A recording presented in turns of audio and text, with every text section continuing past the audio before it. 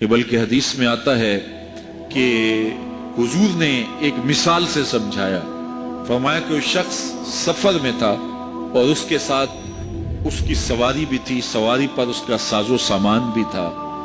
تو راستے میں گرمی کی شدت ہوئی، دوپہر کے وقت ایک درخت کے نیچے سواری باندھ کے خود سونے لگا۔ جب اٹھا تو کیا دیکھا، سواری نہیں ہے۔ وہ سواری نہیں ہے تو اس کے اوپر ساز و سامان تھا وہ بھی نہیں ہے، نہ پینے کا پانی نہ کھانے کا کچھ، اور دور دور تک کوئی آبادی بھی نہیں، صحرا کا سفر تھا۔ تو وہ دائیں بائیں بھاگا اور اونٹنی کو ڈھونڈنے لگا، لیکن اونٹنی دستیاب نہیں ہو پائی۔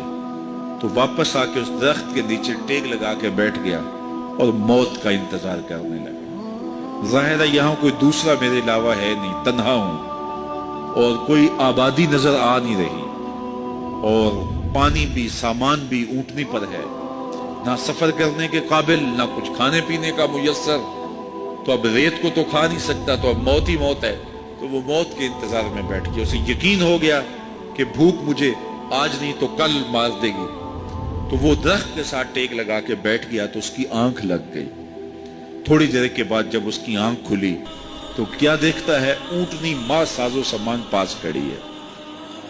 وہ اونٹنی جو اس کی زندگی کی دلیل تھی، جس پر اس کا سامان تھا، پانی تھا، ضروریات تھی، وہ اس کے پاس آ کے کھڑی ہے۔ تو پھر اس کی کیفیت ہوئی، اونٹنی کیا ملی، زندگی مل گئی۔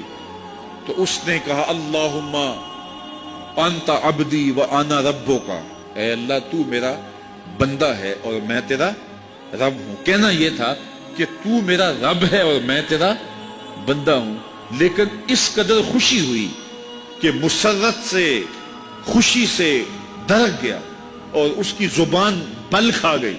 کہنا یہ تھا تو میرا رب اور میں تیرا بندہ، لیکن زبان اس قدر بل کھا گئی، مسرتوں کا ہجوم اتنا تھا۔ وہ کیا کسی نے کہا نا کہ کسی کے آنے سے ایسے ہوش اڑے ساقی کے، شراب سیخ پہ ڈالی اور بوتل میں کباب۔ تو اس نے کہا اللہم انت ربی وانا عبدک، یہ کہنا تھا، اس نے کہا انت عبدی وانا ربک، تو میرا بندہ اور میں تیرا رب۔ حضور نے اس مثال کو بیان کرنے کے بعد فرمایا صحابہ بتاؤ اس بندے کو کتنی خوشی ہوئی کہ وہ خوشیوں سے دھڑک گیا۔ جب بھی تیری قربت کے امکان نظر آئے ہم اتنے خوش ہوئے کہ پریشان نظر آئے۔ تو خوشی سے اس نے کہنا اور تھا اور کہہ اور دیا۔ تو فرمایا کہ اس کو کتنی خوشی ہوئی، صحابہ نے عرض کی حضور بہت زیادہ خوشی ہوئی۔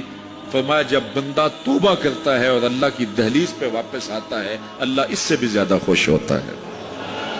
کوئی آئے تو صحیح اس کی چوکھٹ پہ، ہم تو مائل بکرم ہیں کوئی سائل ہی نہیں۔ تو آئیے اپنے من کے اندھیرے دور کریں اور سچی توبہ کریں۔